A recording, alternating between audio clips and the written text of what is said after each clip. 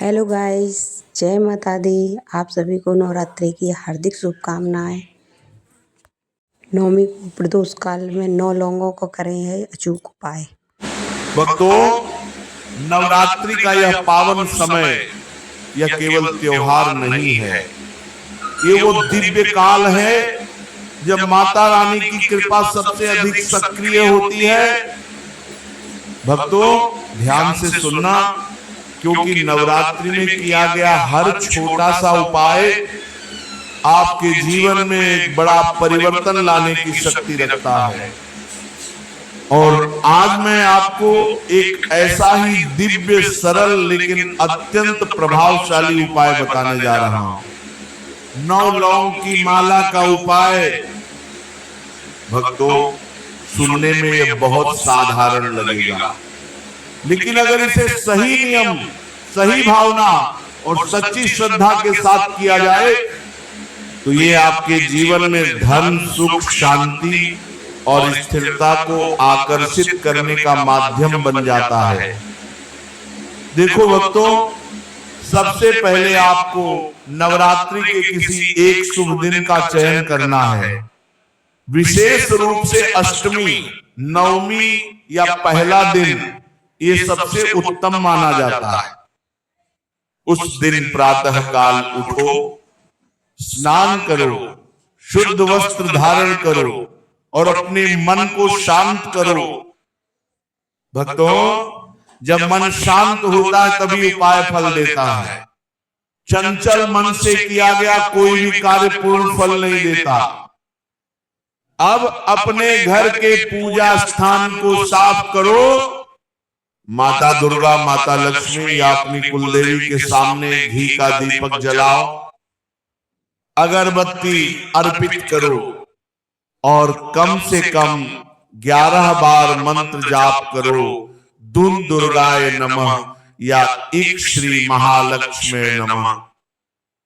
भक्तों, ये जाप केवल शब्द नहीं है, ये वह ऊर्जा है जो आपके वातावरण को पवित्र बनाती है। अब सुनो भक्तों, इस उपाय की मुख्य सामग्री आपको चाहिए 9 साबुत लौंग। ध्यान रखना, कोई भी लौंग टूटी या खराब नहीं होनी चाहिए।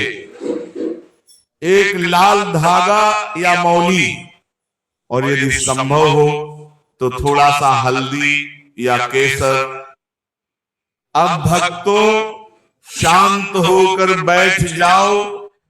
उन 9 लौंग को अपने सामने रखो, दाहिने हाथ में उठाओ, आंखें बंद करो और माता रानी का स्मरण करो।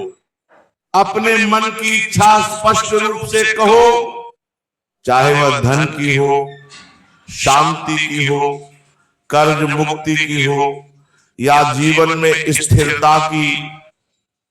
भक्तों, यहां सबसे महत्वपूर्ण चीज है आपकी भावना। जितनी सच्ची भावना होगी उतना ही प्रभाव गहरा होगा।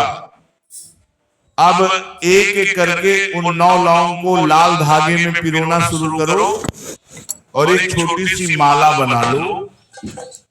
ध्यान रखना भक्तों, उस समय आपका मन बिल्कुल शांत और एकाग्र होना चाहिए।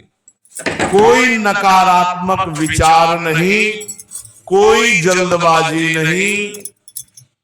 जब माला तैयार हो जाए तो उसे माता रानी के चरणों में अर्पित कर दो। कम से कम 10 से 15 मिनट तक उसे वही रहने दो। दीपक और अगरबत्ती की ऊर्जा उसे स्पर्श करने दो। भक्तों, यही वह क्षण है जब वह साधारण माला दिव्य ऊर्जा से भरने लगती है। अब उस माला को उठाओ और अपने घर के मुख्य द्वार के अंदर की ओर दरवाजे के ऊपर टांग दो या फिर अपने पूजा स्थान के पास भी लगा सकते हो। ध्यान रखना भक्तों, वह स्थान ऐसा हो जहां से घर में आने जाने वाली ऊर्जा उस माला के संपर्क में आए। और माला टांगते समय मन में एक ही भावना रखना, मेरे घर में आने वाली हर सकारात्मक ऊर्जा बढ़े और हर नकारात्मक शक्ति बाहर ही रुक जाए। अब भक्तों, कुछ विशेष नियम भी हैं जिनका पालन करना बहुत जरूरी है। इस माला को दिखावे के लिए मत लगाना, बार बार हाथ मत लगाना। घर में साफ सफाई और सकारात्मक वातावरण बनाए रखना। नवरात्रि के 9 दिनों तक प्रतिदिन दीपक जलाना और कम से कम 11 बार मंत्र जाप करना। और भक्तों, यदि संभव हो तो अष्टमी या शुक्रवार के दिन कन्याओं को भोजन कराना या किसी जरूरतमंद को अन्नदान करना, क्योंकि जहां दया होती है वहीं सच्ची कृपा आती है। अब एक गहरी बात समझ लो भक्तों, ये कोई जादू नहीं है, ये कोई तुरंत चमत्कार नहीं है, यह एक आध्यात्मिक साधना है जो आपके मन को स्थिर करती है, आपकी सोच को सकारात्मक बनाती है। और जब सोच बदलती है तो जीवन अपने आप बदलने लगता है। भक्तों, इस माला को लगभग 21 दिनों तक वहीं रहने दो।